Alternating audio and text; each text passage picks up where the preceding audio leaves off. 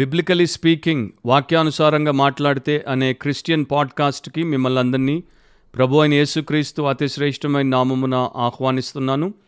ఈ వారము మన ఎపిసోడ్లో మన జీవితానికి సంబంధించినటువంటి ప్రతి విషయాన్ని వాక్యపు వెలుగులో దేవుడి యొక్క వాక్యపు అవగాహనతో మనం ఎలా తెలుసుకుని ఆలోచించి జీవించాలో మనము తెలుసుకుంటున్నట్టుగానే దేవుడు ఒక్కడే మన జీవితానికి సంబంధించినటువంటి ప్రతి అంశమును గురించి, ప్రతి రంగాన్ని గురించి, ప్రతి విషయమును గురించి సరైనటువంటి విశ్లేషణ చేసి అవగాహనను కల్పించువాడు కనుక, ఆయన ఒక్కడే సత్యవంతుడు గనుక, ఆయన ఒక్కడే నమ్మదగినవాడు గనుక, ఆయన వాక్యమును బట్టి మనం ఆలోచించి మన జీవితంలో ముందుకు సాగుట మనకు దీవెనకరం.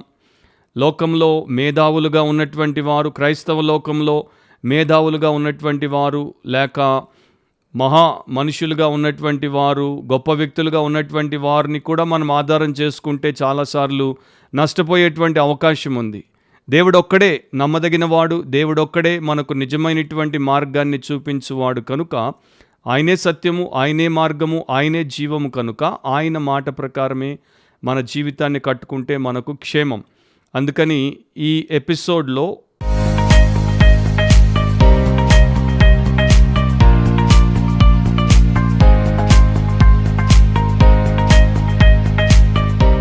ఈరోజు ఎపిసోడ్లో ప్రతి క్రైస్తవురాలు ఎదుర్కోవాల్సినటువంటి ఒక ప్రశ్న, చాలా ముఖ్యమైనటువంటి ప్రశ్న.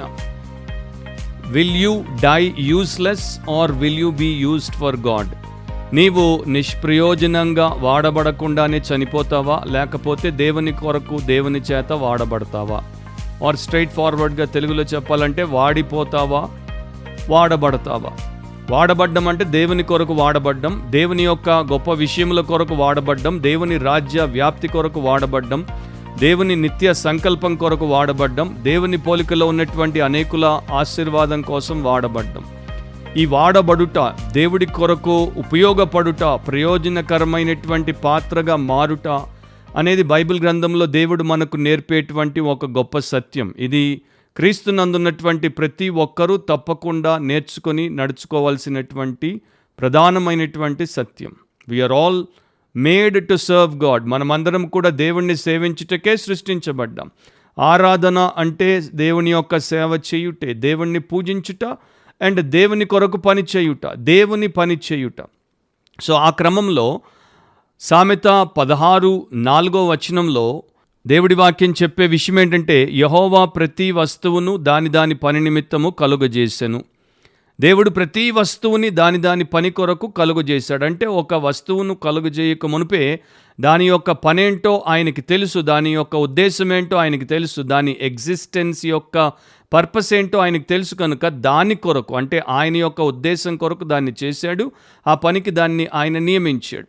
అలాగే అక్కడే ఆ వచనం చివర్లో నాశన దినమునకు ఆయన భక్తిహీనులను కలుగజేసెను అని రాయించాడు. నాశన దినానికి అంటే కేవలం పనికి రాకుండా, లోకంలో ఏమి కూడా దేవుడి కొరకు చేయకుండా నశించుటకు మాత్రమే భక్తిహీనులు చేయబడ్డారు. మిగతా భక్తులుగా ఎంచబడినటువంటి వారు, దేవుని యందు ఉన్నటువంటి వారందరూ మాత్రం ఆయన యొక్క కార్యముల కొరకు ఉద్దేశమును బట్టి సృష్టించబడ్డారు.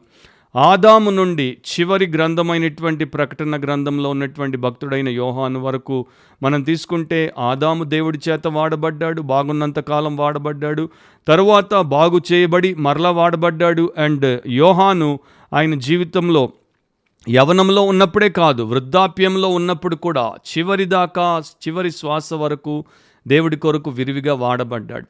సో దేవుడి యందు ఉన్నటువంటి భక్తి కలిగినటువంటి వారందరూ దేవుడి చేతుల్లో సాధనాలుగా, ఆయన గొప్ప ఉద్దేశముల కొరకు వాడబడినటువంటి వ్యక్తులుగానే వాక్యము నిండా కనబడతారు. మీరు ఉదాహరణకి 1 కీర్తనే తీసుకుంటే అక్కడ కూడా 2 చిత్రాలు దేవుడు చూపిస్తాడు. భక్తుడు, భ్రష్టుడు, ధన్యుడు, దుష్టుడు. ధన్యుడేమో దేవుని కొరకు ఫలించేటువంటి చెట్టు వలె ఉన్నాడు, నిరంతరము ఫలములు తెస్తూనే ఉంటాడు. దుష్టుడేమో దేనికి పనికిరానటువంటి, కేవలము కాల్చబడుటకు, నాశనానికి మాత్రమే ఉపయోగపడేటువంటి పొట్టులాగా ఉన్నాడు. అనేక చిత్రాల్లో దేవుడు మనకు తన ఉద్దేశాన్ని వాక్యం ద్వారా బయలుపరుస్తూనే వస్తున్నాడు. నూతన నిబంధనకు వచ్చినప్పుడు యోహాను సువార్త 15వ అధ్యాయంలో ప్రభు చెప్పాడు, నేను నిజమైన ద్రాక్షావల్లిని, మీరు తీగలు, మీరు నా యందు నిలిచి ఉండాలి, నేను మీ యందు నిలిచి ఉండాలి, మీరు బహుగా ఫలించాలి, నేను మిమ్మల్ని ఏర్పరచుకొని నియమించింది మీరు బహుగా ఫలించుటకు, అండ్ మీరు బహుగా ఫలించినప్పుడు నా దేవుడు లేక మన దేవుడు తండ్రి మహిమపరచబడతాడు అని ఆ అధ్యాయంలో ఫలభరితమైనటువంటి జీవితం గురించి, దేవుడి కొరకు పనికి వచ్చేటువంటి జీవితం గురించి ప్రభు మాట్లాడాడు. ఇక్కడ ఫ్రూట్ఫుల్నెస్, ఫలమును కలిగి ఉండుట అనే విషయాన్ని మీరు తీసుకుంటే ఎలాంటి ఫలము అంటే క్రీస్తు యేసు జీవితం ఎలా ఉండిందో, ఆయన పరిచర్య ఎలా ఉండిందో అలాంటి ఫలాన్ని అన్నమాట. Fruitfulness like Christ himself. ఆయన వంటి ఫలమును మన జీవితంలో కలిగి ఉండడానికి, దేవుడిని ఆ రకంగా మనము గణపరచడానికి. ప్రస్తుత కాలపు క్రైస్తవ్యాన్ని తీసుకుంటే అపోస్తలుల క్రైస్తవ్యం మనకు తక్కువగా కనబడుతుంది. ఆది సంఘంలో ఉన్నటువంటి బైబిల్ పరమైనటువంటి క్రైస్తవం తక్కువగా కనబడుతుంది. మతోద్ధారణ కాలంలో, రెఫర్మేషన్ టైంలో మార్టిన్ లూథర్ లేకపోతే క్యాల్విన్ లేకపోతే తర్వాత వచ్చినటువంటి వారు చేసినటువంటి ఆ క్రైస్తవ్యం, ఆ భక్తి మనకిప్పుడు తక్కువగా కనబడుతుంది. ప్యూరిటన్స్ కాలంలో ఉన్నటువంటి భక్తి తక్కువగా కనబడుతుంది. కాకపోతే ఇప్పుడు మనకు భక్తిలో చాలా మార్పులు వచ్చేసాయి. నేను ముందు చెప్పినటువంటి వారందరూ కూడా ఆత్మీయంగా ఉన్నారు, వారందరూ కూడా వాక్యానుసారంగా ఉన్నారు, వారందరూ కూడా దేవుడికి సమర్పించబడినటువంటి దైవ సేవకులుగా మనకు కనబడతారు. ప్రస్తుత కాలపు క్రైస్తవ్యం ఎట్లా ఉంది అంటే ఎక్కువ సెంటిమెంటల్, అంటే కేవలము వారికి తోచినట్టు వారి యొక్క ఉద్రేకానికి సంబంధితమైనటువంటిది, సెన్సేషనల్, సంచలనాత్మకమైనటువంటిది. దాంట్లో సారం ఉండదు, దాంట్లో సత్యం ఉండదు, దాంట్లో దేవుడిని మహిమపరిచేటువంటి విశేషం ఏమీ ఉండదు. అంత మాత్రమే కాకుండా స్టూపిడ్, అంటే వాక్యము లేని ప్రతి చోట, అది ఏదైనా కావచ్చు, ఎవరైనా కావచ్చు, వివేకము లేని ప్రతి చోట ఉన్నది అవివేకము అండ్ శూన్యమే. కనుక అలాంటి క్రైస్తవ్యమే ఈ రోజుల్లో పెరిగిపోతుంది. కనుక ప్రతి క్రైస్తవుడు వేసుకోవాల్సినటువంటి ప్రశ్న ఏంటి అంటే, నేను ఎక్కడ ఉన్నాను, నేనెక్కడ నా జీవితాన్ని కట్టుకుంటున్నాను. ఒక ఫ్లవర్నే మనం తీసుకుంటే అది ఎవ్వరూ వాడకుండా అలా ఉండి వాడిపోతుంది, లేకపోతే అనేకులకు దాని యొక్క సువాసనను ఇవ్వడం ద్వారా, దాని యొక్క అందమైన రూపమును వారి కనుల ఎదుట ప్రదర్శించడం ద్వారా, అండ్ వారిని సంతోషపరచడం ద్వారా, వారికి అనేక రకాలుగా ఉపయోగపడడం ద్వారా, జీవితాన్ని వాడబడుట ద్వారా సార్థకం చేసుకుంటుంది. దేవుడు తన యందున్నటువంటి వారిని నూతన సృష్టిగా చేశాడు కనుక వారికి ఆ రకమైనటువంటి ఆధిక్యతనిచ్చాడు. వారందరూ కూడా ఫలించాలి, బహుగా ఫలించాలి, ప్రభు గణపరచబడాలి, ప్రభు యొక్క ప్రజలందరూ నిత్యత్వం కొరకు దీవించబడాలి. కానీ ప్రస్తుత క్రైస్తవ్యంలో అలాంటి పరిస్థితులు చాలా తక్కువ. ప్రస్తుత క్రైస్తవ్యం యొక్క కొన్ని చిత్రాలు నేను మీకు చూపిస్తాను. అంటే ప్రస్తుతం ప్రపంచవ్యాప్తంగా నేను మాట్లాడుతున్నాను.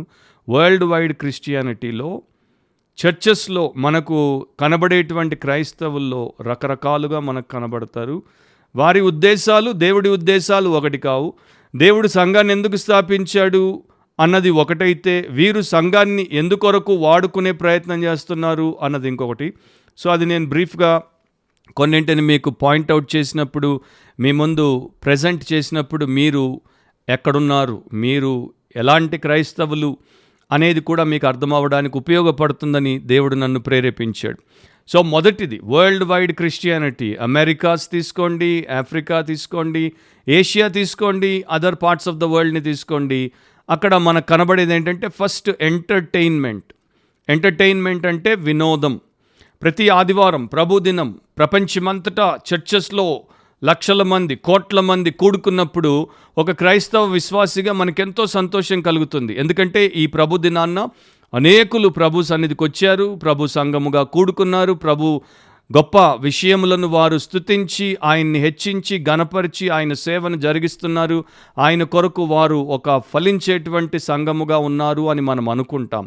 అది నిజంగా సంతోషకరమైనటువంటి విషయమే, అది నిజంగా ప్రశంసనీయమైనటువంటి విషయమే, హర్షణీయమైనటువంటి విషయమే. కానీ ఇక్కడ వాస్తవికతలోనికి వస్తే అదంతా కూడా మనకు కనబడినట్లుగా దేవుడి దృష్టి నుండి మనం చూసినప్పుడు లేదు, వాక్యపు వెలుగులో మనం చూసినప్పుడు లేదు, ఆలోచిస్తే లేదు అనేది లోకంలో ప్రస్తుతపు క్రైస్తవ్యం మనకు చూపిస్తోంది. నిజంగా చెప్పాలంటే అదొక విచారకరమైనటువంటి పరిస్థితిగా మన ఎదుట రోజు రోజుకి పెరిగిపోతూ కనబడుతోంది. ఈ సంఘాల్లోకి వచ్చేటువంటి సోకాల్డ్ క్రైస్తవులు అంటే అనేకులు, విశేషముగా మెజారిటీ క్రైస్తవులు వారు క్రిస్టియానిటీ పేరు మీద ఎంటర్టైన్మెంట్ని, వినోదాన్ని కాంక్షించి వినోదమును కోరుకొని దాని కొరకే వెతుక్కుని అలాంటి సంఘాలలో ఆదివారము హాజరవుతారు, మిగతా సమయాల్లో హాజరవుతారు. ఇప్పుడు వీరు ఏం చేస్తున్నారంటే, అంతకు మునుపు ఒక సినిమా థియేటర్ సీట్లో కూర్చుని ఎంటర్టైన్ చేయబడేవారు. ఇప్పుడు ఆ సీటును మార్చుకున్నారు. ఇప్పుడు ఒక చర్చ్ ఆడిటోరియం, లేకపోతే ఒక చర్చ్ మెగా స్ట్రక్చర్, లేకపోతే ఒక కథీడ్రల్లో ఆ సాఫ్ట్ కుషన్డ్ చైర్లో వారు కూర్చుని అదే వినోదాన్ని ఇక్కడ పొందాలని, అదే ఆహ్లాదకరమైనటువంటి పరిస్థితిని ఇక్కడ ఆస్వాదించాలనుకుంటారు. వీరి యొక్క కోరికలు అప్పుడు ఇప్పుడు ఒకే రకంగా ఉన్నాయి, వీరి వాంఛలు అప్పుడు ఇప్పుడు ఒకే రకంగా ఉన్నాయి, వీరి యొక్క అభిలాషలు అప్పుడు ఇప్పుడు ఒకే రకంగా ఉన్నాయి. సో వీరు నిజంగా సంఘానికి ఎందుకు వస్తున్నారు అంటే, దేవుణ్ణి సంతోషపరచడానికి కాదు, స్వంతమును సంతోషపరచుకోవడానికి, వారికి కావలసినటువంటి వినోదము, ఆనందము, ఆహ్లాదాన్ని వారు కలిగించుకోవడానికి. సో ఆదివారము ప్రభు సంఘానికి వారు వచ్చినప్పుడు వారికి గుడ్ మ్యూజిక్, మంచి శ్రావ్యమైనటువంటి సంగీతము కావాలి. వారికి దాంతోపాటు అప్లిఫ్టింగ్ టెస్టిమనీస్, అంటే వారిని ఉత్తేజపరిచేటువంటి సాక్ష్యాలు వారికి కావాలి. దాంతోపాటు మోటివేషనల్ స్పీచెస్, అంటే వారిని ప్రేరేపించి వారిని పురికొల్పి ప్రోత్సహించేటువంటి ఆ బోధలు వారికి కావాలి. And most of the time అవకాశం ఉంటే పట్టణాల్లో ఉండేవారైతే తప్పకుండా ఏసీ చర్చెస్నే ఎంచుకుంటారు, ఎందుకంటే అక్కడ చాలా చక్కని ఫెసిలిటీస్ వారికి ఉంటాయి. సో అక్కడ వారు నిజమైనటువంటి సర్వోన్నతుడైనటువంటి పరిశుద్ధ దేవుని గురించి ఆలోచించుట, లేకపోతే ఆయనలో ఉన్నటువంటి ఆ వర్దినెస్, అంటే ఆయన యొక్క గొప్ప అర్హతను గురించి ఆలోచించుట, ధ్యానించుట, ఆయన్ని ఆరాధించుటకు, హృదయపార ఆయన్ని గణపరచుటకు అక్కడికి రావడం అనేది వారు చేయట్లేదు. 2 తిమోతి 3:5-7 వరకు దేవుడి వాక్యం ఈ రకంగా చెప్తోంది. పైకి భక్తి గల వారి వలె ఉండియు దాని శక్తిని ఆశ్రయించని వారునై ఉందురు. ఇటు వారికి విముఖుడవై ఉండుము. పాప భరితులై నానా విధములైన దురాశల వలన నడిపింపబడి ఎల్లప్పుడూ నేర్చుకొనుచున్నను సత్య విషయమైన అనుభవ జ్ఞానమును ఎప్పుడునూ పొందలేని అవివేక స్త్రీలు అని అక్కడ ఉంటుంది. అవివేకులుగా వీరుంటారు. Week after week they come, but they come only for entertainment. వినోదము, ఆహ్లాదము దాని కొరకే వస్తారు, కానీ దేవుడి కొరకు రారు. అండ్ వారు ఎలాంటి బోధకులను, ప్రసంగికులను ఏర్పాటు చేసుకుంటారంటే, ఎంటర్టైన్మెంట్ని మాత్రమే ఇచ్చేవారిని, ఎన్లైటన్మెంట్ని ఇచ్చేవారిని కాదు. జ్ఞానోదయం కలుగజేసేటువంటి వారిని, కనువిప్పు కలుగజేసేటువంటి వారిని, క్రీస్తు పాదాల దగ్గరికి నడిపించేటువంటి దైవ సేవకులను ఎంచుకోరు. వారిని చెక్కలిగింతలు పెట్టి ఆహ్లాదానికి గురి చేసేటువంటి, తబ్బి ఉబ్బిపోయి పొట్ట చెక్కలయ్యేటట్టు నవ్వింపజేసేటువంటి బోధకుల్ని మాత్రమే ఏర్పాటు చేసుకుంటారు. సో వీరు పాపం గురించి వినడానికి, మారు మనసు గురించి వినడానికి, తమ పాపం ఒప్పుకొని పశ్చాత్తాపడ్డాలి అనేటువంటి అంశమును గురించి వినడానికి, దేవుని అందున్న పరిశుద్ధతను గురించి, లేక లోకము నుండి, పాపము నుండి వేరవ్వడం గురించి, దేవుడికి సమర్పించడం గురించి వారు వినడానికి ఇష్టపడరు. అలాంటి బోధలు చేసే సంఘాలకు వీరు వెళ్ళరు.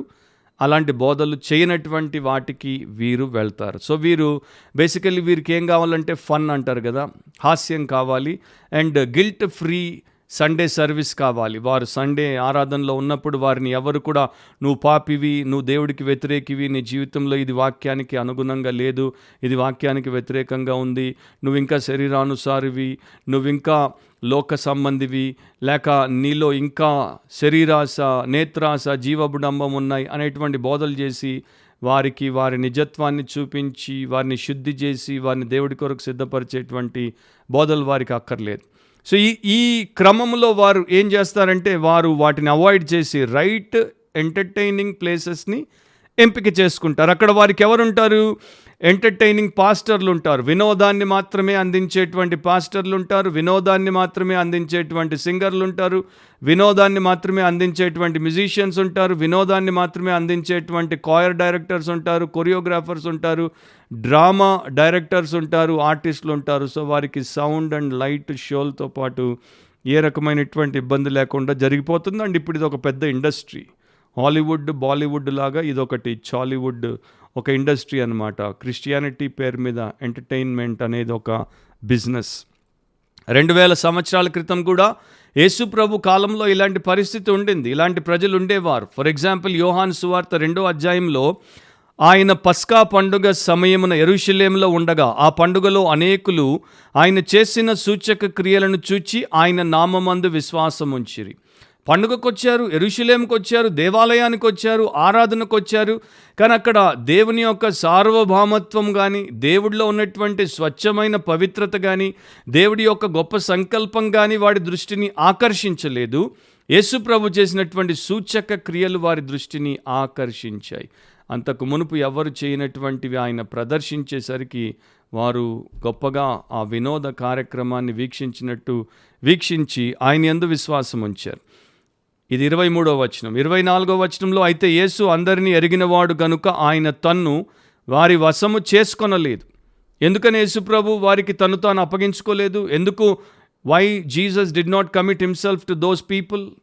ఎందుకంటే ఆయనకు తెలుసు వారు ఆయన మీద మనస్సు పెట్టుకొని రాలేదు. ఆయన చేసినటువంటి ఈ యొక్క సైన్స్ అండ్ వండర్స్ని బట్టి ఆయన దగ్గరికి వచ్చారు. ఆయన మనుష్యుని ఆంతర్యమును ఎరిగినవాడు. మనిషి యొక్క లోతుల్లో ఉన్నటువంటి అసలు విషయం ఏంటో ఆయనకు తెలుసు కనుక ఆయన వారికి తన్ను తాను అప్పగించుకోలేదు. ఆయనకి వారి విశ్వాసంలో విశ్వాసం లేదు.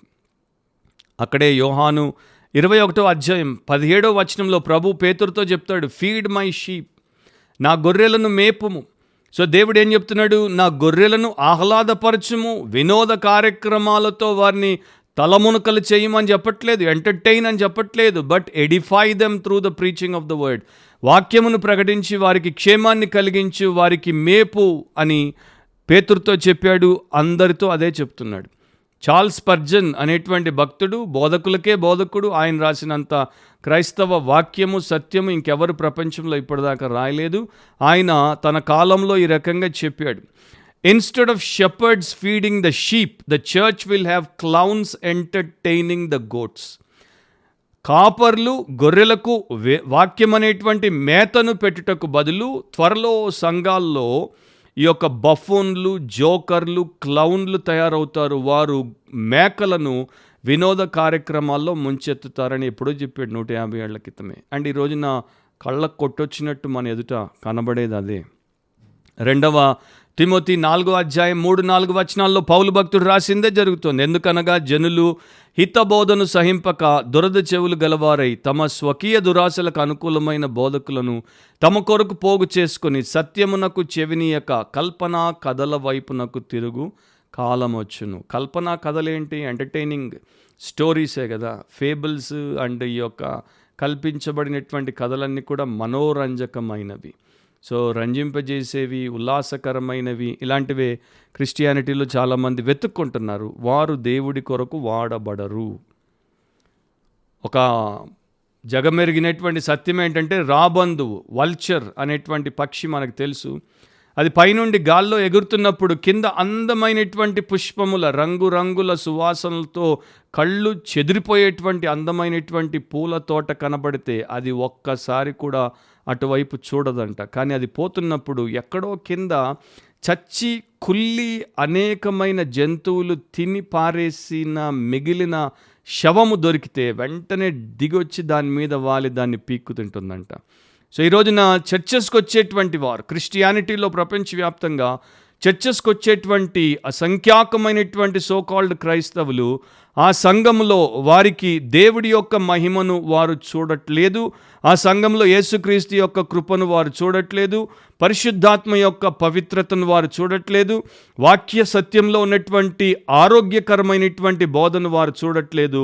కేవలం వారి యొక్క నరములను జీవింపజేసి ఉద్రేకానికి గురిచేసి కాసేపు వారిని కాలక్షేపంలో పెట్టి పంపించేటువంటి ఆ శరీర సంబంధమైన సుఖాల కొరకే, సెన్షువల్ ప్లెషర్స్ కొరకే వెతుక్కుంటున్నారు. మరి వారిని ఏమంటారో మీకే ఈ పాటికి అర్థమై ఉంటుంది. రెండవది, ప్రపంచవ్యాప్తంగా రెండవ కోవకు సంబంధించినటువంటి సోకాల్డ్ క్రైస్తవులు ఆదివారము హాజరైనప్పుడు ఎన్కరేజ్మెంట్ కొరకు వస్తారు. ఎన్కరేజ్మెంట్ కొరకు అంటే ప్రోత్సాహం కొరకు వస్తారు. వారికి ఎన్నో సమస్యలు ఉన్నాయి, వారికి ఎన్నో సాధక బాధకాలు ఉంటాయి. వారి జీవితంలో వారు రకరకాల సవాళ్ల చేత పెకిలింపబడి లేకపోతే ఒత్తిడికి గురై నానా రకాలుగా వారి జీవితం అంతా కూడా వారు మరి భరించలేనటువంటిదిగా ఉంటుంది కనుక వారికి ప్రోత్సాహం కావాలి. And most of these problems, ఈ ప్రాబ్లమ్స్లో ఎక్కువ శాతం వారు సొంతగా కొని తెచ్చుకున్నవే, వారి యొక్క అవివేకమైనటువంటి పరిస్థితులను బట్టి వారు కల్పించుకున్నవే. ఇప్పుడు మీరు అనొచ్చు, బ్రదర్ అంటే మేము ఆదివారం ప్రభు సన్నిధికి ఎంకరేజ్మెంట్ కోసం వెళ్ళడం తప్ప అని. కానే కాదు, అస్సలు కాదు, బొత్తిగా కాదు. దేవుడి సన్నిధికి నేను ప్రోత్సహించబడ్డానికి, పురిగొల్పబడ్డానికి వెళ్ళడం అనేది అసలు తప్పు కానే కాదు. కాకపోతే ఎందుకు ప్రోత్సహించబడాలి, ఎందుకు పురికొల్పబడాలి, ఎందుకు నేను బలపరచబడాలి అన్నది ప్రశ్న. నేను ప్రోత్సహించబడి దేవుడిని ప్రేమించుట కొరకు, దేవుడి కొరకు జీవించుట కొరకు, దేవుడి చిత్తమును జరిగించుట కొరకు, దేవుని సేవను ముందుకు కొనసాగించుట కొరకైతే అబ్సల్యూట్లీ 100% మనం ప్రోత్సహించబడాలి. ప్రతి ఒక్కరూ ప్రోత్సహించబడాలి. కానీ అందుకోసం కాదు కదా ఈ యొక్క అసంఖ్యాకులు ప్రోత్సహించబడాలనుకునేది. వారు సీక్ చేసే ఎంకరేజ్మెంట్ దానికోసం కాదు. వారు ఎలా ఉన్నారో అలాగే ఉండి, కష్టాలు లేకుండా, కన్నీరు లేకుండా, వారికి ఏ రకమైనటువంటి ఇరుకు ఇబ్బంది లేకుండా, నలుగుడు లేకుండా, విరుగుడు లేకుండా, సాఫీగా వారు అనుకున్నట్టు వారి కోరికల ప్రకారం వారు జీవించుటకు ఎంకరేజ్మెంట్ కావాలి. అంటే వారి స్వార్థంలో వారికి ప్రోత్సాహం కావాలి, వారి స్వకీయ దురాశల్లో వారికి ఎంకరేజ్మెంట్ కావాలి, వారు అనుకున్నటువంటి జీవన లక్ష్యములన్నింటినీ సాధించుటలో నీరసించి నీరు గారిపోకుండా వారికి ఎంకరేజ్మెంట్ కావాలి. వారి మూర్ఖపు వెంపర్లాటల వెనక వారు పరిగెడుతున్నారు కదండి, దాంట్లో వారు దిగజారిపోకుండా, కుంటుపడిపోకుండా వారికి వీక్ ఆఫ్టర్ వీక్ ఒక డోస్ బూస్టర్ ఇచ్చినట్టు ఎంకరేజింగ్గా ఉంటే వారు అవి చేసుకోవడానికి ఉపయోగపడుతుందని వారు అనుకుంటారు. కానీ సంఘాన్ని దేవుడు స్థాపించింది మన పాపాల్లో మనల్ని ఎంకరేజ్ చేయడానికి కాదు కదా.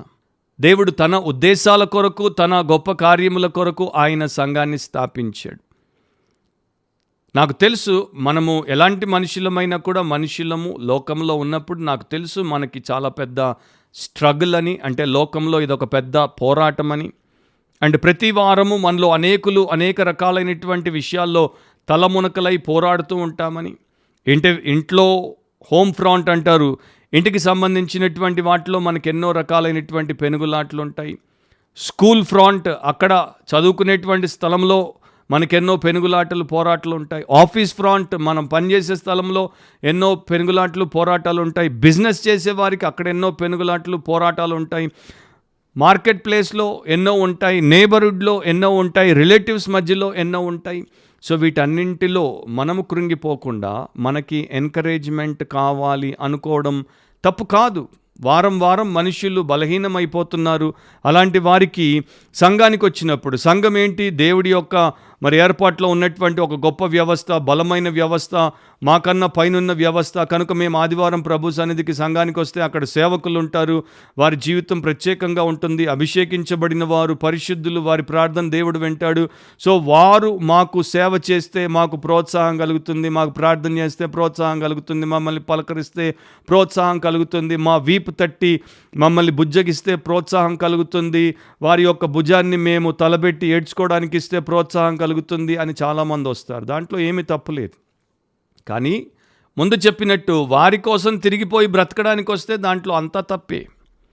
సో వారికి ప్రధానంగా ఏం కావాలి అంటే వారి యొక్క ఈ యొక్క దిగజారే ఆత్మను తిరిగి లేపి బలంగా పెట్టడానికి వారికి ఒక సపోర్ట్ సిస్టమ్ కావాలి, వారికి ఒక ఆదరించి వారిని బలపరిచేటువంటి వ్యవస్థ కావాలన్నమాట. దాంట్లో దేవుని ఉద్దేశాలు, ఆయన నిత్యరాజ్యం, యేసుక్రీస్తు యొక్క రక్షణ కార్యానికి పెద్ద ప్రాధాన్యత ఉండదు. వీరి దృష్టిలో వీరికి కావాల్సింది ఏంటంటే I want to be comforted, నేను ఆదరించబడాలి, నేను ప్రోత్సహించబడాలి.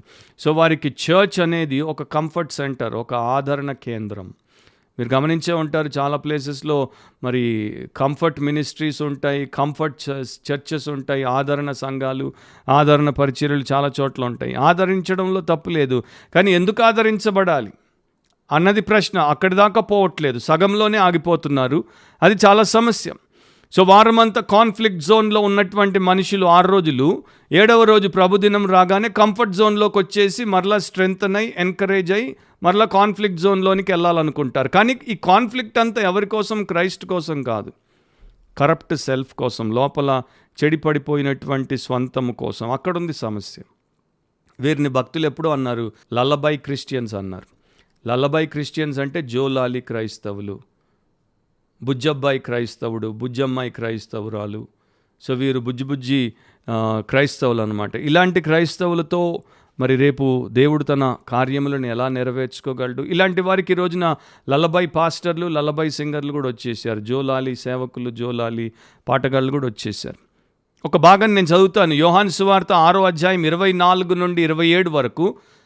కాబట్టి యేసును ఆయన శిష్యులను అక్కడ లేకపోవుట జనసమూహము చూచినప్పుడు వారు ఆ చిన్న దోణిలెక్కి యేసును వెతుకుచు కపెర్నహూమునకు వచ్చిరి. సముద్రపు టద్దరిని ఆయనను కనుగొని, బోధకుడా నీవెప్పుడిక్కడికి వచ్చితివని అడుగగా, యేసుప్రభు కోసం వారు వచ్చారు. ఎక్కడెక్కడ నుండో వచ్చారు. ఆయన అక్కడ కనపడకపోతే ఆయన ఎక్కడున్నాడో వెతుక్కుంటూ వచ్చారు. చివరికి కపెర్నహూములో కనబడ్డాడు. ఆయన అడిగినప్పుడు ఆయన అంటాడు, యేసు మీరు సూచనలను చూచుట వలన కాదు గాని రొట్టెలు భుజించి తృప్తి పొందుట వలననే నన్ను వెతుకుచున్నారని మీతో నిశ్చయముగా చెప్పుచున్నాను. 2వ అధ్యాయంలో మనం చూసాం కదా, సూచక క్రియలను బట్టి ఆయన దగ్గరికి వచ్చిన వాళ్ళు ఉన్నారు, ఆకర్షించబడిన వాళ్ళు. ఇప్పుడేమో వాటిని బట్టి కాదు, ఆయన పంచినటువంటి రొట్టెలు చేపలు వాటిని బట్టి ఆయన దగ్గరికి ఆకర్షించబడ్డారు. సో ఆకలేసినప్పుడల్లా ఆయన ఎక్కడున్నాడో వెతుక్కుంటే సరిపోతుంది కదా. కష్టము అండ్ వంట వార్పు ఏది అవసరం ఉండదు. సో యేసు ఎక్కడుంటే అక్కడికి వచ్చేస్తే ఆయన దగ్గర మనకి కావాల్సినటువంటి ఆదరణ, ఆహారం అన్నీ లభించేస్తాయి అనుకునేటువంటి వారు అప్పుడు ఉన్నారు. ప్రభు వారితో చెప్తున్నాడు, క్షయమైన ఆహారం కొరకు కష్టపడకుడి కానీ నిత్య జీవము కలుగు చేయు అక్షయమైన ఆహారము కొరకే కష్టపడుటి. మనుష్య కుమారుడు దానిని మీకు ఇచ్చును, ఇందుకై తండ్రి అయిన దేవుడు ఆయనకు ముద్ర వేసి ఉన్నాడని చెప్పాను. అదే అధ్యాయం మీరు చివరిదాకా చదువుకోండి. తర్వాత ప్రభు కఠినముగా మాట్లాడాడు కనుక చాలామందికి ఇష్టం ఉండదు. 66వ వచనంలో అయితే అప్పటి నుండి ఆయన శిష్యులలో అనేకులు వెనుక తీసి మరి ఎన్నడూనూ ఆయనను వెంబడింపలేదు. ఎందుకంటే ఆయన వీరిని పారాసైట్లుగా ఎంకరేజ్ చేయడానికి ఇష్టపడలేదు. వారందరూ ఆయన దగ్గరికి ఆహారం కోసం వచ్చారు, అనేకులు ఆదరణ కోసం వచ్చారు, ఇంకొంతమంది ఆరోగ్యం కోసం వచ్చారు, రకరకాల కారణాలతో వస్తున్నారు. ఆయన అక్కడ ఉన్నది ఎందుకు? దేవుడి ఉద్దేశాన్ని నెరవేర్చడానికి. కనుక దేవుడి మార్గాన్ని చూపించి కఠినమైనటువంటి దైవిక విషయాలు బోధించేసరికి మేము అనుకున్నవి ఈయన మాకు ఇవ్వకుండా ఈయన ఇంకేదో చెప్తున్నాడు, ఇంకేదో చేయబోతున్నాడు అని చెప్పేసి ఆయన వదిలేశారు. సో రియల్గా ఎక్కడైతే దేవుడి యొక్క సత్యాన్ని బోధిస్తారో, దేవుడి సంగతులను వారికి తెలియజేసి సిద్ధపరిచే ప్రయత్నం చేస్తారో ఆ సంఘానికి ఇలాంటి క్రైస్తవులు రారు. వచ్చినా వెళ్ళిపోతారు. అప్పుడు వెళ్ళిపోయారు, ఇప్పుడు వెళ్ళిపోతున్నారు. సో క్రైస్ట్ ఏం చేశాడు?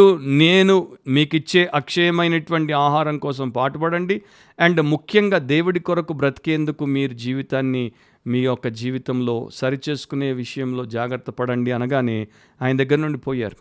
ఇక్కడ నా స్నేహితుడా, ప్రియ సహోదరి, ఒకటి గుర్తుపెట్టుకో, నేను చెప్పట్లేదు దేవుడు ఆదరించడు అని. బైబిలే చెప్తోంది దేవుడు ఆదరణకర్త.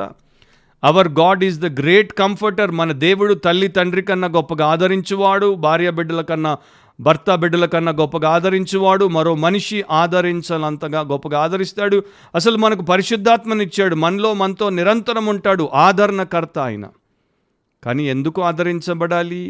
ఆదరించబడిన తర్వాత ఏం చేయాలి? ప్రోత్సహించబడిన తర్వాత ఏం చేయాలి అన్నది మనం విస్మరించి కేవలం ఇక్కడి వరకే ఆగేస్తే మనం దేవుడి చిత్తంలో లేము, మనం దేవుడి చేతుల్లో లేము. దేవుడు మనల్ని ఆదరించేది ఎందుకంటే మనల్ని తన నిత్య కార్యముల కొరకు గొప్ప పాత్రలుగా, గొప్ప సేవకులుగా వాడుకోవడానికి. ఇక 3వ విషయంకి వస్తే ఎన్హాన్స్మెంట్ అంటాను. ఎన్హాన్స్మెంట్, మెరుగుదల, పెంపుదల, నన్ను నేను మెరుగుపరుచుకోవడం, నా జీవితాన్ని ఇంకా శ్రేష్టముగా చేసుకోవడం. సో ప్రపంచవ్యాప్తంగా లక్షల మంది ప్రతి ఆదివారం ప్రభు దినమందు యేసుక్రీస్తు ప్రభు దగ్గరికి వచ్చినట్టు క్రైస్తవ సంఘంలో మనకు కనబడతారు. అండ్ వారు అక్కడికి రావడంలో వారికి ఉన్నటువంటి ప్రధాన ఉద్దేశం, మెయిన్ పర్పస్ ఏంటంటే, వారిలో చాలామంది మంచిగానే చదువుకుని ఉంటారు, మంచి ఉద్యోగాలు చేస్తుంటారు, లైఫ్లో సెటిల్ అయ్యి ఉంటారు. అండ్ మోస్ట్ ఆఫ్ ది పీపుల్కి అన్నీ ఉన్నట్టుగానే ఉంటారు, మాకేమీ లోటు లేదు, కొదవ లేదు అనేటువంటి ఆ జీవన విధానంలో వారు ఉంటారు. అఫ్కోర్స్ కొంతమంది ఇక్కడ కూడా మరి వారు అనుకున్నది వారు సాధించలేకపోయామనేటువంటి ఇన్ఫీరియారిటీ కాంప్లెక్స్తో, ఆత్మ న్యూనత భావంతో బ్రతుకుతూ ఉండేటువంటి వారిగా ఉంటారు.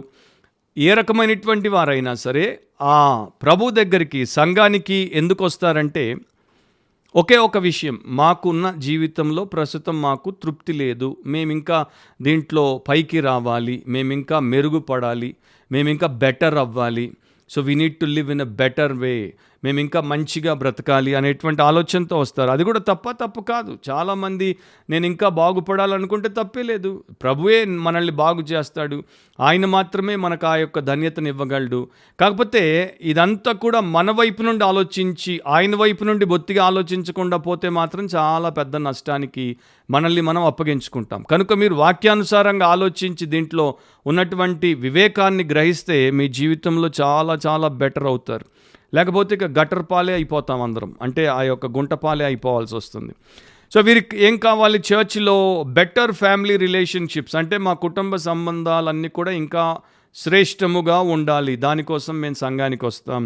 బెటర్ ఫైనాన్షియల్ మేనేజ్మెంట్, నా ఆర్థిక విషయములన్నింటినీ నేను ఇంకా శ్రేష్టముగా నేను వ్యవహరించేటట్టు వాక్యంలో నేర్పించబడుతున్నటువంటి ఫైనాన్షియల్ ప్రిన్సిపల్స్, ఆర్థిక సూత్రములను నేర్పిస్తే నేర్చుకుంటాను. బెటర్ సోషల్ కాంటాక్ట్, నాకు సమాజంతో సామాజికంగా ఉన్నటువంటి సంబంధాల్లో నేను ఇంకా శ్రేష్టముగా రాణించాలి, నాకు ఎక్కువ కనెక్షన్స్ ఉండాలి, హై ప్లేసెస్లో కనెక్షన్స్ ఉండాలి, నేను లైఫ్లో బాగుపడడానికి పైకి రావడానికి ఉపయోగపడేటట్టు నాకు చర్చ్ ట్రైనింగ్ ఇస్తే బాగుంటుంది. Better personal life style management, వ్యక్తిగత జీవితమును సరిగ్గా నియంత్రించుకునే విషయంలో నాకు తెలియని విషయాలు నేర్పించాలి. నాకు డిసిప్లిన్ లేదు, చర్చ్కి వస్తే డిసిప్లిన్ నేర్పిస్తారు. నేను ఉదయం టైంకి లేవను, చర్చ్కి వస్తే టైంకి లేవడం నేర్పిస్తారు. నేను ఎప్పుడు పడితే అప్పుడు తింటాను, ఏది పడితే అది తింటాను, నేను ఒక పెద్ద తిండిపోతును. చర్చ్కి వస్తుంటే దాంట్లో నేను బాగుపడవచ్చు. నేను దుబారా ఖర్చు, అంటే స్పెండ్ థ్రిఫ్ట్ని ఎలా పడితే అలా వచ్చిన దానికన్నా ఎక్కువ ఖర్చు పెట్టి తిప్పలు పడుతుంటాను, అప్పులు చేస్తుంటాను. కనుక చర్చ్కి వస్తే అక్కడ నాకు సహాయం లభిస్తుంది. నాకు నెమ్మది లేదు, ఆఫీస్లో ప్రెషర్స్ ఎక్కువ, బిజినెస్లో ప్రెషర్స్ ఎక్కువ, చర్చ్కి వస్తే నాకు పీస్ ఆఫ్ మైండ్ వస్తుంది. ఆర్ నా యొక్క బిహేవియర్లో కొన్ని నాకు నచ్చని లక్షణాలు ఉన్నాయి, బిహేవియర్ని నేను బెటర్ చేసుకోవచ్చు, మాడిఫై చేసుకోవచ్చు, ప్రవర్తనలో అలవాట్లను మార్చుకుని మార్పు తెచ్చుకోవచ్చు. ఈ కారణాల చేత చాలామంది వస్తారు. అండ్ ఇప్పుడు ఇలాంటి చర్చెస్ ఎక్కువైపోతున్నాయి. సెల్ఫ్ హెల్ప్ చర్చెస్ అంటారు వీటిని. అంటే ఎవరికి వారు సహాయపడేటట్టు సంఘము ఒక తర్ఫీదు కేంద్రంగా ఉంటుంది. ఇది ఇంతవరకు బాగానే ఉంది కదా, నన్ను నేను ఇంకా పెంపొందించుకోవాలి, నన్ను నేను మెరుగుపరుచుకోవాలి, నన్ను నేను పైకి తెచ్చుకోవాలి, నన్ను నేను బెటర్ చేసుకోవాలి, వెరీ గుడ్. మరి దీంట్లో దేవుణ్ణి ప్రేమించడం ఎక్కడుంది? నేను దేవుణ్ణి ప్రేమించాలి అనేది ఇక్కడ మనకు కనబడట్లేదు, మిస్ అయిపోయింది. నేను దేవుడి కొరకు జీవించాలి, అది మిస్ అయిపోయింది. నేను దేవుడి కొరకు నా జీవితాన్ని పణంగా పెట్టేయాలి, అది అసలే కనపడట్లేదు. ప్రభు చెప్పింది ఏంటి? నన్ను ఎవడైనా వెంబడింప కోరిన ఎడల తను తాను ఉపేక్షించుకోవాలి, తన సిలువను ఎత్తుకోవాలి, నా వెంబడి రావాలి అన్నాడు. సో ఇప్పుడు ఇవన్నీ కూడా ఇక్కడ మిస్ అయిపోతాయి. చాలా తెలివిగా చర్చెస్లో క్రిస్టియానిటీలో వచ్చినటువంటి మార్పు ఏంటంటే, దేవుడి దగ్గరికి వచ్చినట్టే, దేవాలయానికి వచ్చినట్టే, వాక్యం దగ్గరికి వచ్చినట్టే, అంతా దాంట్లో ఉన్నట్టే ఉంటుంది. కానీ అసలు దేవుడితో సంబంధం లేకుండా, దేవుడి సంకల్పంలోనికి ప్రవేశమే లేకుండా, దేవుడి సేవతో మనకు పాలే లేకుండా మనము పోతున్నాం. అది మనకున్నటువంటి పెద్ద ప్రమాదం. మత్తయి సువార్త 8వ అధ్యాయం 19వ వచనంలో ఒక శాస్త్రి, ఒక స్క్రైబ్ ప్రభు అయిన యేసు దగ్గరికి వస్తాడు. బోధకుడా, నీవెక్కడికి వెళ్ళినను నీ వెంట వచ్చేదనని ఆయనతో చెప్పాడు.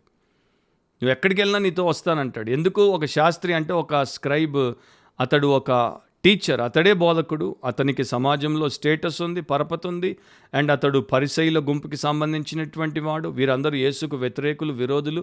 కానీ ఇతడు యేసు దగ్గరికి ఎందుకు వచ్చాడంటే, కొండ మీద ప్రసంగం విన్నాడు, కొండ మీద ప్రసంగం యొక్క ప్రభావాన్ని చూశాడు. అందరూ అధికారికంగా ప్రభు బోధించాడు, ఇంతవరకు ఇలాంటి బోధ ఎవడు చేస్తుండగా మేము వినలేదు అనగానే ఆయనకు అర్థమైపోయింది, అంటే మమ్మల్ని అందరినీ వీళ్ళు లెక్కలోకి తీసుకోవట్లేదు, యేసులో ఉన్న విశిష్టతను బట్టి ఆయన్ని పైన పెట్టేశారు. సో యేసు లాంటి వ్యక్తితో నాకు సంబంధం ఉంటే, యేసుతో నేను సహవాసంలో ఉంటే నా లైఫ్ని నేను బెటర్ చేసుకోవచ్చు కదా, నేను కూడా పైకి రావచ్చు కదా, నాకు కూడా రేపు ఒక ప్లాట్ఫామ్ ఉంటుంది కదా, నన్ను కూడా మనుషులు, నేను కూడా యేసులాగా బోధించడం, యేసుతో ఉంటూ నేర్చుకుంటే నన్ను కూడా పెడస్టల్ మీద పెడతారు కదా, నన్ను కూడా పాపులర్ చేస్తారు కదా. ఇంకా చాలా రకాలుగా అతడు ఆలోచించాడు. అతడు యేసును రక్షకుడిగా చూడలేదు, అతడు యేసును దేవుని కుమారుడిగా చూడలేదు, అతడు యేసును ఒక గ్రేట్ టీచర్గా చూశాడు. అందుకనే బోధకుడు అంటున్నాడు, టీచర్ అంటున్నాడు, మాస్టర్ అనట్లేదు, ప్రభు అనట్లేదు. సో అతని జీవితంలో యేసు అతనికి ప్రభువుగా వద్దు, ఒక టీచర్గా కావాలి, ఒక లైఫ్ ఎన్హాన్సర్గా కావాలి, జీవితాన్ని మెరుగుపరిచేటువంటి వానిగా కావాలి. సో అక్కడ ప్రభు అంటాడు, నక్కలకు బొరియలున్నాయి, ఆకాశ పక్షులకు నివాస స్థలములున్నాయి, మనుష్య కుమారునికి తల వాల్చుకోవడానికైనా స్థలం లేదు, నువ్వెక్కడికి వస్తావు అన్నాడు. సో వచ్చే ముందు ఎంత వెల చెల్లించాలో నువ్వు ఆలోచించుకో అన్నాడు.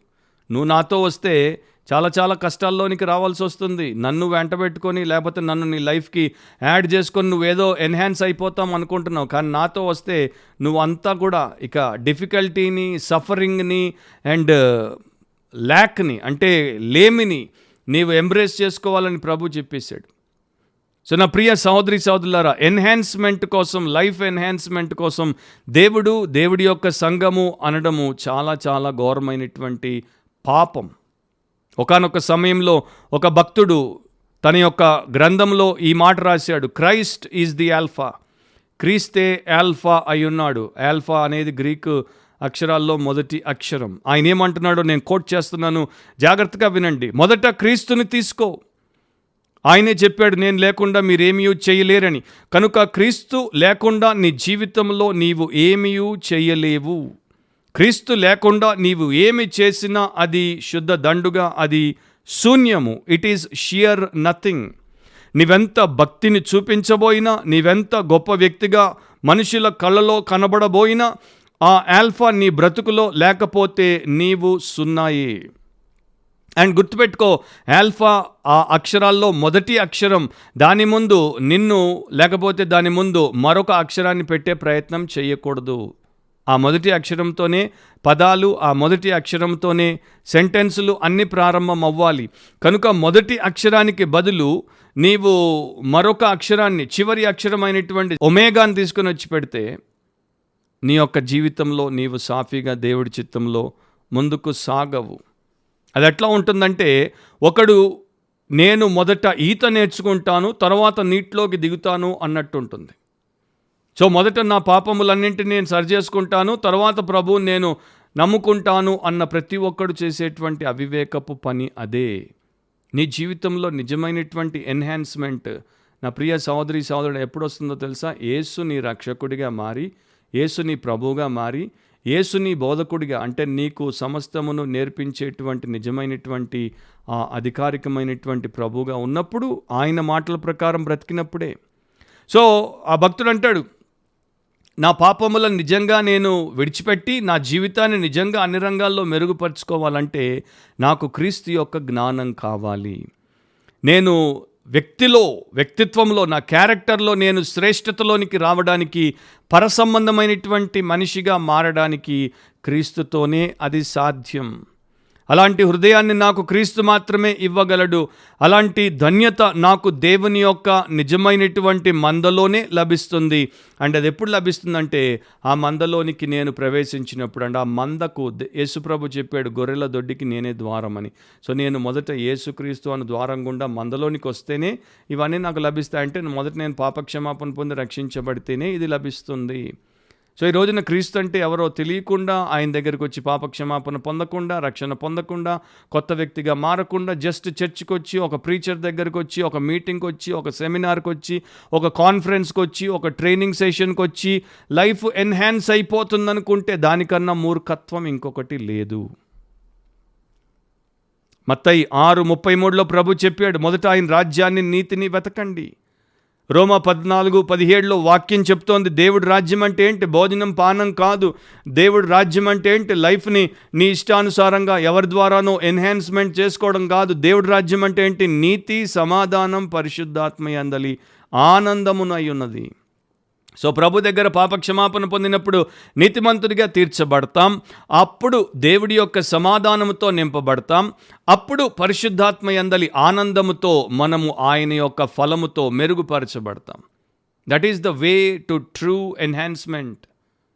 4వది ఎంట్రాప్మెంట్ అంటారు. త్వరగా ముందుకెళ్ళిపోదాం. ఎంట్రాప్మెంట్ అంటే ఆ యొక్క ఉచ్చులో బిగింపబడి ఉండుట, పట్టబడి ఉండుట, బానిసగా ఉండుట. చాలామంది క్రైస్తవ సంఘాలకు ప్రపంచవ్యాప్తంగా ఆదివారాలు వస్తుంటారు. వారికి ఐదర్ స్వాతంత్రం కోసమైనా వస్తారు, విడుదల కోసమైనా వస్తారు, బానిసత్వపు బంధకము నుండి బయటపడడం కోసమైనా వస్తారు. ఈ మనుషులకు కొన్ని చెడ్డ అలవాట్లుంటాయి, పాపిష్టి అలవాట్లుంటాయి. అండ్ వీరు ఆ అలవాట్లను ఇష్టపూర్వకంగానే చేస్తూ తర్వాత అవి కష్టంగా మారినప్పుడు వాటిని విడిపించుకునేటువంటి పరిస్థితిలో అన్ని ఏర్పాట్లు చేసుకుని అన్నింటిలో విఫలమైన తర్వాత దేవుడి దగ్గరికి వస్తారు. మొదట ఫ్రీ విల్, వారి స్వంత చిత్తాన్ని వాడతారు, ఫెయిల్ అయిపోతారు. రెజల్యూషన్ చేస్తారు, ఫెయిల్ అయిపోతారు. రిహాబిలిటేషన్ సెంటర్కి పోతారు, ఫెయిల్ అయిపోతారు. వీరి సలహాలు పాటించే ప్రయత్నం చేస్తారు, ఫెయిల్ అయిపోతారు. పాజిటివ్ థింకింగ్ పుస్తకాలు చదువుతారు, ఫెయిల్ అయిపోతారు. స్నేహితుల సహాయం తీసుకుంటారు, ఫెయిల్ అయిపోతారు. అన్నిట్లో ఫెయిల్ అయినప్పుడు ఇక చివరి ట్రై జీసస్ దగ్గర చేద్దామని వస్తారు, చర్చ్కి వస్తారు. చర్చ్కి వారి కుటుంబ సభ్యులైనా తీసుకుని వస్తారు.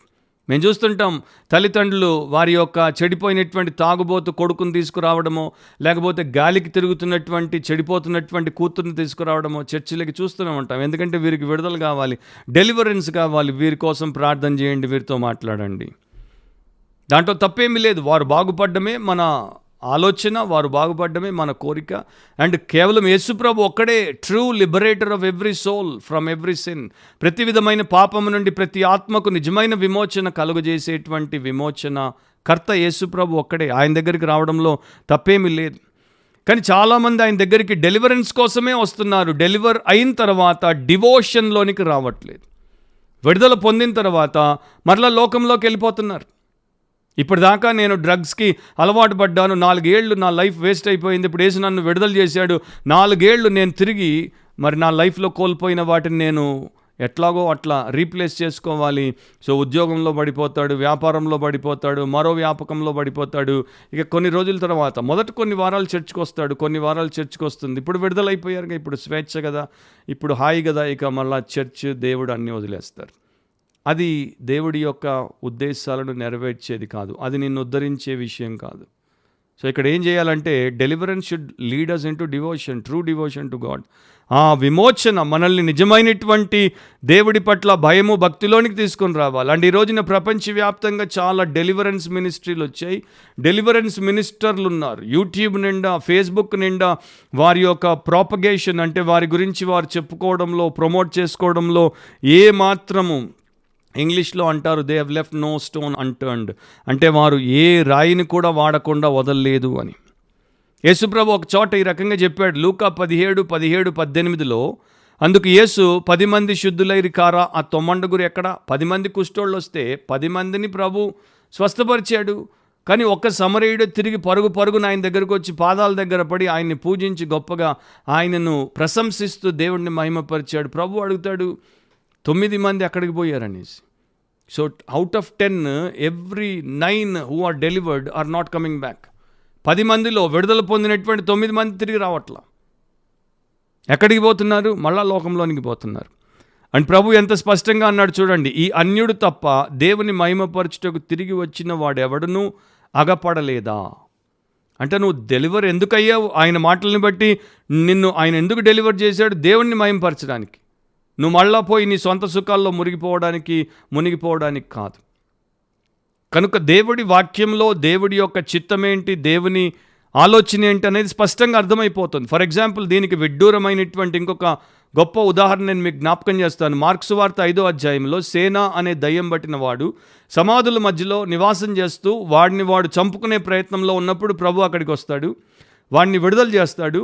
వాడు విడుదలైపోగానే ఎక్కడికో పోడు, వాడు ప్రభు పాదాల దగ్గర ఉంటాడు. స్వస్థ బుద్ధి కలిగి వస్త్రాలు వేసుకొని సమాధానంతో యేసు పాదాల దగ్గర కూర్చొని ఇక నేను నీతోనే ఉంటాను, నీవెక్కడికి వెళ్తే అక్కడికి వస్తానంటాడు. స్వచ్ఛంగా నిజమైనటువంటి భక్తిని ఆ వ్యక్తి చూపించాడు. కానీ ప్రభు అంటాడు, నువ్వు నాతో రావడం కాదు, నీ జీవితం, నీ సాక్ష్యం నా సేవ కోసం వాడబడాలి. కనుక నువ్వు నీ ఇంటి వారికి పోయి దేవుడిని మీరు చూపించినటువంటి కనికరం గురించి, చేసిన కార్యం గురించి చెప్పమంటే అతడు, బైబిల్ చెప్తోంది, దెకపోలి అంటే 10 పట్టణాలు, దెక అంటే 10, పోలీస్ అంటే సిటీస్, 10 సిటీస్లో సువార్త చెప్పాడు. Demoniac he's become a divine messenger. ఒక దయ్యం పట్టిన వాడు దేవుని సేవకుడు అయిపోయాడు. అది దేవుని యొక్క ఉద్దేశం. అందుకనే దేవుడు మనిషిని పాపము నుండి విడుదల చేస్తాడు. ఎందుకంటే వాడు పోయి నా పాపము నుండి విడుదల చేసిన రక్షకుడు నీ పాపము నుండి నిన్ను విడుదల చేయగలడని అందరికీ చెప్పడానికి. కానీ విడుదల పొంది మరలా పోయి ఎక్కడో కూరుకుపోవడానికి కాదు. 5వ దాంట్లోనికి వస్తే ఎన్లార్జ్మెంట్ అంటారు దీన్ని. ఎన్లార్జ్మెంట్ అంటే విశాలపరచబడ్డానికి. మనుషులు చాలా రకాలైనటువంటి ఉద్దేశాలతో, కారణాల కొరకు సంఘానికి వస్తారని ఈ పాటికి మనకు అర్థమైపోయింది. సో ఇప్పుడు ఇలాంటి వారు, వీరు స్పెషల్ కేటగిరీ పీపుల్. వీరిలో మనకు పెద్ద లోపం ఏమీ పైకి కనపడదు, ఎందుకంటే వీరు ఆత్మీయులు. వీరు నిజంగానే రక్షించబడ్డారు అండ్ వీరు నిజంగానే ఆత్మీయంగా ఉండేటువంటి ఆలోచనతో ఉంటారు. కానీ ఒక చోట వీరికి ఒక సమస్య ఉంది, ఒక లోపం ఉంది. అదేంటో మీకు నేను చూపిస్తాను. అండ్ వీరు చాలా కమిటెడ్గా ఉంటారు, ఆత్మీయంగా ఉంటారు, కమిటెడ్గా ఉంటారు, స్పిరిచువల్ అండ్ కమిటెడ్ ప్రభు పట్ల, సంఘం పట్ల. కానీ వీరికి ఒక సెల్ఫిష్ అజెండా ఉంటుంది, అంటే వీరికి ఒక స్వార్థపు ఆశయం ఉంటుంది, కోరిక ఉంటుంది. ఏంటది? నిజానికి వారికి దేవుడి యొక్క మహిమ పట్ల కాంక్ష, దేవుడి ప్రజల మేలు పట్ల కర్తవ్యము ఉండవు. వారికి ఉన్నది ఏంటంటే, మేము మమ్మల్ని ఈ విషయంలో విశాలపరచుకోవాలి. ఇప్పుడు మేము ఆధ్యాత్మికతలోనికి వచ్చాం, స్పిరిచువాలిటీలోనికి వచ్చాం. ఇప్పుడు మేము స్పిరిచువల్ పీపుల్ కదా, స్పిరిచువల్ పీపుల్గా మేము అందరికన్నా పైన ఉండాలి. అండ్ ఈ యొక్క మినిస్ట్రీలో, సేవలో మేమందరికన్నా పైగా ఉండాలి.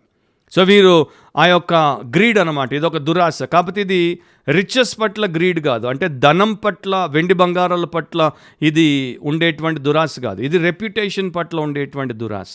లస్ట్ ఫర్ రెప్యుటేషన్ అంటారు, అంటే కీర్తి కోసం, ఘనత కోసం, మహిమ కోసం, గొప్పతనం కోసం వీరు దురాశపరులుగా ఉంటారు. అందరికన్నా మేమే ఆత్మీయులం. సో వారు చర్చ్కి వచ్చింది ఎందుకు అంటే, ఆదికాండం 11లో ఒక మాట ఉంటుంది, పేరు సంపాదించుకుందాము రండి. సమాజంలో వారికి పేరుందో లేదో మనకు తెలియదు, ఆఫీస్లో పేరుందో లేదో తెలియదు, ఇంట్లో పేరుందో లేదో తెలియదు, బంధువుల మధ్యలో పేరుందో లేదో తెలియదు. కానీ చర్చ్లో ఆత్మీయులు, ఆజానుబాహులు, ఆదర్శప్రాయులు అనేటువంటి పేరును కలిగి గొప్పగా ఉండడానికి, అందరి కళ్ళలో పడడానికి, కీర్తిని గడించడానికి పేరు సంపాదించుకుందాము రండి. ఆత్మీయతను మనం ఎలా దిగజార్చొచ్చో, ఎలా దెబ్బతీసుకోవచ్చో ఇదొక మంచి నిదర్శనం. సో వీరు వాక్యాన్ని చాలా జాగ్రత్తగా వింటారు, నోట్స్ రాసుకుంటారు, దాన్ని తెలుసుకుంటారు, ఇన్ఫర్మేషన్ గ్యాదర్ చేసుకుంటారు. ఎందుకంటే మాకు అందరికన్నా ఎక్కువ వాక్యం తెలుసు అనేది తర్వాత చూపించడానికి, దాన్ని ఆ విషయం కొరకు వాడుకోవడానికి. ప్రార్థన శక్తి, ప్రార్థనలు చేసేస్తుంటారు, తెగ చేసేస్తుంటారు. ప్రార్థన అనుభవంలో మాకున్నంత అనుభవం ఎవరికి లేదు, మాకు వచ్చినంత ప్రార్థన ఎవరికి రాదు అన్నది రేపు ఉపయోగపడుతుంది కనుక. అండ్ అందరిలో సర్వీస్లో కూడా ముందుంటారు, మేం చేసినంత ఎవరు చేయలేరు, మాకున్నంత కమిట్మెంట్, మాకున్నంత డిసిప్లిన్, మాకున్నంత ఆ యొక్క హార్డ్ వర్కింగ్ నేచర్ ఇంకొకటికి లేదు. ఉద్దేశం బాగుంటే ఇవన్నీ బెస్ట్ లక్షణాలే కదా. ఇవన్నీ దేవుడి కోసం, ఆయన మహిమ కోసం, సంఘక్షేమం కోసం చేస్తే వీరికన్నా గొప్ప వ్యక్తులు ఇంకొకరు ఉండరు. కానీ దేవుడి కోసం కాదు, సెల్ఫ్ గ్లోరీ కోసం. ఫిలిప్పీ 2లో మీరు చదివితే వృధా అతిశయం కోసం, సెల్ఫిష్ అంబిషన్ కోసం, వెయిన్ గ్లోరీ అంటాడు, అంటే ఖాళీ కీర్తి కోసం, దానికోసం చేసినప్పుడు అది చెడిపోతుంది. ఆ సందర్భంలోనే యేసు మనసును మీరును కలిగి ఉండుడి అని ఫిలిప్పీ 2లో దేవుడు మనకు చెప్తున్నాడు. సో యేసు మనసు లేకపోతే యేసు మనుషులంగానే కనపడతాం, కానీ వేరే దారిలో పోతాం. సో ఇలాంటి వారు ఈ రోజున చాలామంది ఉన్నారు. వారికి ఆ యొక్క చర్చ్ ఒక ప్లాట్ఫామ్గా, వారి యొక్క ట్రైనింగ్ గ్రౌండ్గా మారుతుంది. అండ్ నిజానికి వారు ఎంతో పెద్ద పాపం చేస్తున్నారు. యెషయా 14లో సాతాను చేసినటువంటి తప్పే వారు చేస్తున్నారు. నన్ను నేను పెంచుకుంటాను, నన్ను నేను పైన పెట్టుకుంటాను, నన్ను నేను ఎవరు పోటీ లేకుండా చూసుకుంటాను. అది డెవిలిష్ యాటిట్యూడ్, అది సేటన్స్ మైండ్ సెట్, అది saviours mind set. Jesus head, Jesus mind కాదు. ఒక ఎగ్జాంపుల్ నేను మీకు జ్ఞాపకం చేస్తాను. మార్క్స్ వార్త 10వ అధ్యాయం 35 నుండి 37 వరకు 12 మంది శిష్యులు ఉంటే, 2 అన్నదమ్ముళ్ళు యాకోబు, యోహానులు యేసుప్రభు దగ్గరికి వచ్చారు. ఒక ప్రపోజల్తో వస్తారు. జబదయి కుమారులైన యాకోబును, యోహానును ఆయన యొద్దకు వచ్చి, బోధకుడా, మేము అడుగున్నదెల్లా నీవు మాకు చేయగోర్చున్నామని చెప్పగా, ఆయన నేను మీకేమి చేయగోర్చున్నారని వారిని అడిగెను. వారు, నీ మహిమయందు నీ కుడి వైపున ఒకడును, నీ ఎడమ వైపున ఒకడును కూర్చున్నట్లు మాకు దయచేయమని చెప్పిరి. వారి యొక్క ఉద్దేశం చూడండి. నీ ఎడమ వైపు ఒకడు, కుడి వైపు ఒకడు, మహిమలో మేమే కూర్చుంటాం అంటే 2 సీట్లు ఉంటాయి, రైట్ లెఫ్ట్. మరి మిగతా 10 పీపుల్ సంగతి ఏంటి? వాళ్ళకి పట్టింపు లేదు. 10 మంది ఎక్కడికి పోతే మనకెందుకు, మన ఇద్దరం మాత్రం అన్నదమ్ముళ్ళం, యేసుప్రభు యొక్క రైట్ అండ్ లెఫ్ట్ కూర్చుంటే చాలు. ఇలాంటి వారే ఈ యొక్క కోవకు సంబంధించిన వారు.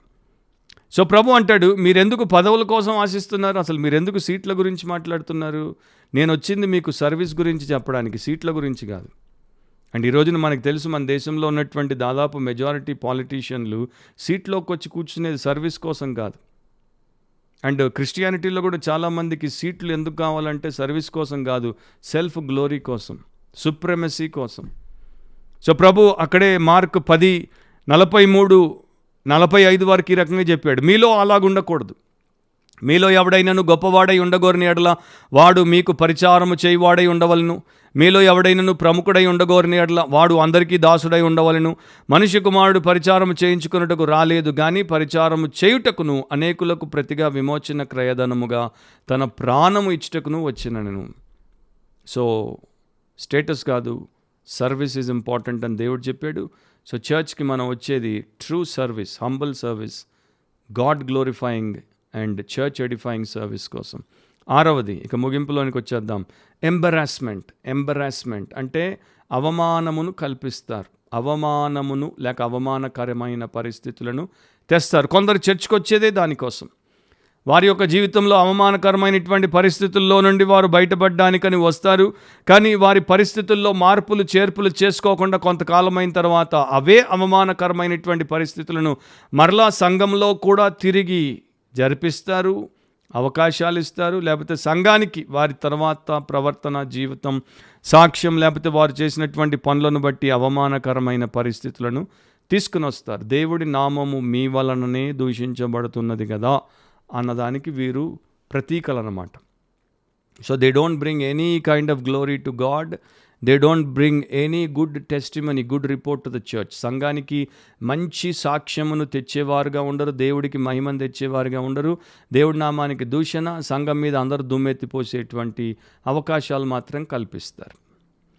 ఒక ఎగ్జాంపుల్ చెప్తాను. అపోస్తలుల కార్యములు 5వ అధ్యాయంలో అననీయ సపీరాలు, వీరిని first corrupt couple of the first church అంటాను నేను. మొదటి సంఘం, ఆది సంఘం యొక్క మొదటి కుళ్ళిపోయినటువంటి భార్యాభర్తలు వీళ్ళే. ఎందుకంటే పరిశుద్ధాత్మకు వ్యతిరేకంగా సాతాను చేత ప్రేరేపింపబడి మోసం చేయడానికి, అబద్ధం ఆడడానికి, వారి యొక్క సొంత భూమిని అమ్ముకున్నప్పుడు ఇస్తామన్నంత మొత్తం ఇవ్వకుండా దాంట్లో దాచిపెట్టుకొని అంతా ఇచ్చినట్టు చూపించడానికి వీరు చేసినటువంటి ప్రయత్నం, ఆ పాపం.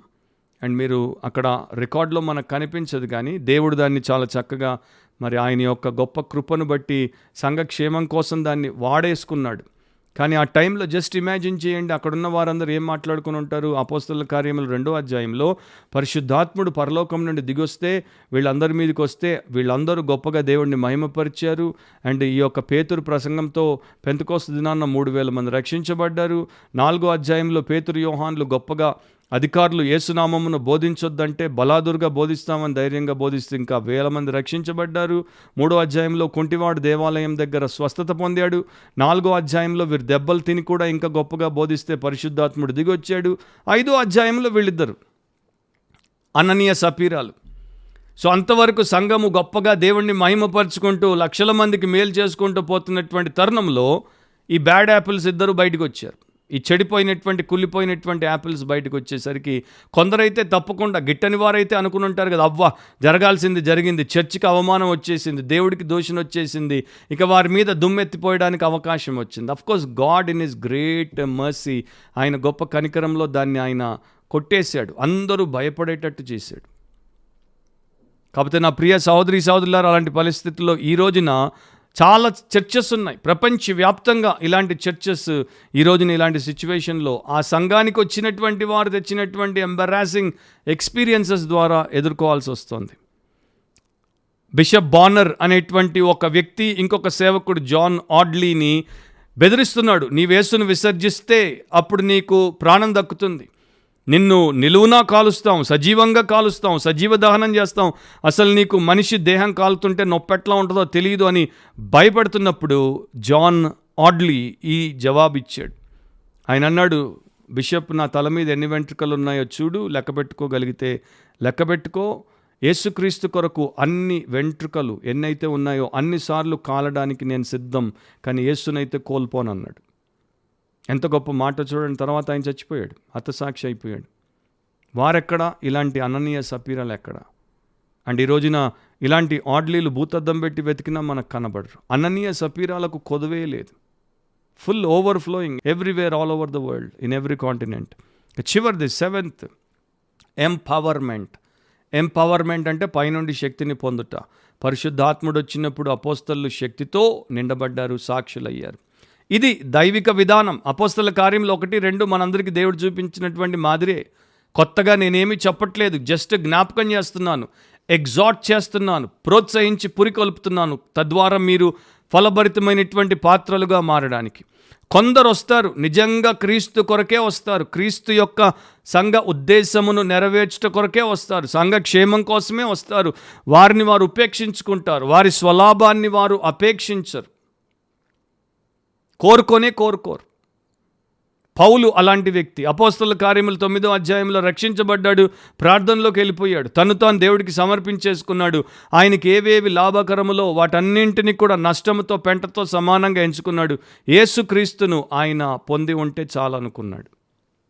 సో ఆ పౌలు తన జీవితాన్ని దేవుడికి ఒకే సింగులర్ గోల్, అంటే ఆయనను మహిమపరచుటే నా జీవన ఉద్దేశం అని పెట్టుకొని దానికోసం ఎంత ఖర్చైనా ఎంత బాధ అయినా భరించడానికి ముందుకొచ్చేసాడు.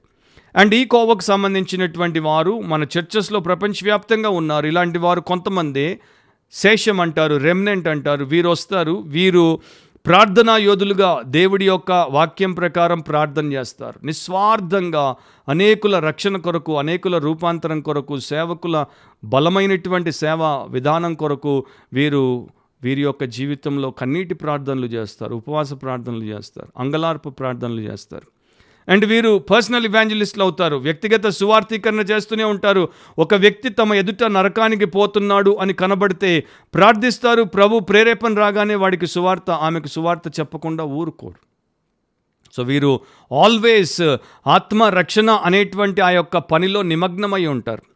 ప్రొడక్టివ్ వాలంటీర్స్గా ఉంటారు. వీరు చర్చిలో వాలంటీర్గా చేరింది ఒకే ఒక ఉద్దేశం, ఏ రకంగా నేను దేవుణ్ణి ఈ సేవ ద్వారా సంతోషపెట్టగలను, సంఘానికి నేను ఏ రకముగా అసెట్గా, ఆస్తిగా ఉండగలను. 4వది, వీరు వాక్యమును నేర్చుకున్నప్పుడు దాన్ని మొదట వారి జీవితంలో అవలంబిస్తారు, తర్వాత ఇతరులకు, నలుగురికి పంచుతారు. Powerful preachers of the true word of God. సత్యవాక్యాన్ని మాత్రమే ఇతరులకు శక్తితో చెప్పేటువంటి బోధకులుగా ఉంటారు. 5వది, pure servants doing God's work. వీరు పేరు కోసం పనిచేయరు, పదవి కోసం పనిచేయరు, ఎవరిని వీరు ఏమీ ఆశించకుండా సేవ చేస్తారు.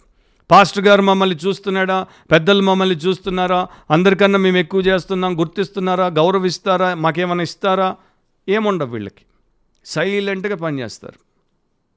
అన్నాని జ్ఞాపకం చేసుకోండి, అంత పెద్ద మహావృద్ధురాలు ఆ యొక్క దేవాలయంలో పగలు రాత్రి ఉపవాసాలుండి దేవుడి సేవలో సాగిపోతుంది. దేవుడు ఆమెను గుర్తించాడు, దేవుడు రాయించాడు. ఎవరు గుర్తించారో గుర్తించలేదో మనకు తెలియదు. సో అట్లా ఉంటారనమాట. అంత మాత్రమే కాదు, కడవరకు సిలువ సైనికులుగా సహనంతో కొనసాగుతారు.